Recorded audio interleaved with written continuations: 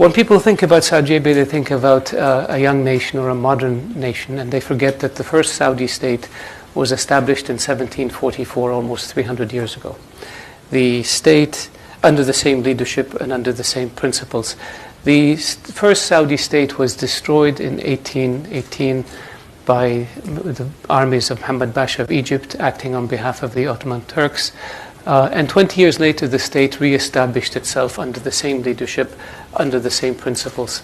In 1881, it was destroyed again through an invasion, and it was able to reconstitute itself 20 years later over the same territory, under the same leadership. I make this point because I don't believe there's another example in history where a nation, a monarchy, was destroyed and from the outside and came back and reconstituted itself under the same leadership over the same territory, not once but twice.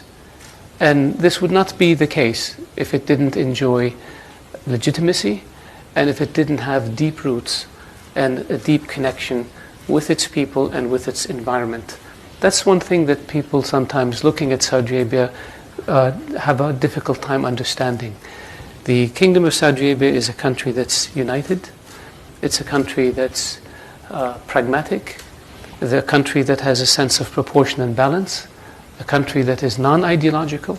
A country that has no ambitions beyond its borders. We have enough territory. We have enough resources. We have enough people. Our desire is to live in a peaceful, secure region so that we can focus on our internal situation and improve the lot of our people.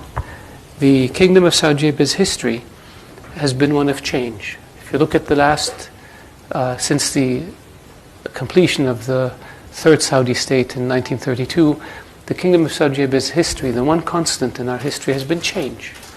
And this is another area that people, I believe, fail to fully appreciate. They think of Saudi Arabia as a conservative country that's not susceptible to change. Well, that's wrong. We had life expectancy rates of my father's generation was 37 years old. My younger sister's generation, 70 years. Doubled in one generation. Literacy rates in Saudi Arabia, or illiteracy rates, were 95% during my father's generation. During my younger sister's generation, 100%. In one generation, we abolished illiteracy. Education for women, which was non-existent in 1960, today 55% of college students in my country are women. Huge change. 70 years ago, we were a tribal nation with simple infrastructure. Today, we're a modern nation with a very modern infrastructure. So that's change. We built institutions, the Consultative Council, in the early 90s, 60 members, today 150 members, 30 of them are women. That's change. We adapted new laws, we adapted new regulations, and we moved at our own pace. That's change. And very few societies in the world have undergone the type of change that Saudi Arabia has over the past 60, 70 years. And there's a lot more that we need to do. And I go back and say, we have no ambitions beyond our borders. Our focus is domestic. We want to improve the living standard of our people. Our vision for the future is change in a positive way, not trying to reclaim lost empires. Somebody else can do that, and we will oppose them.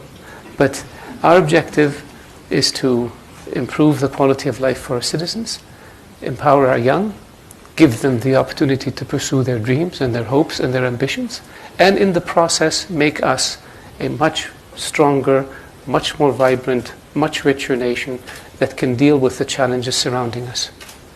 That's who we are. When I look at the issue of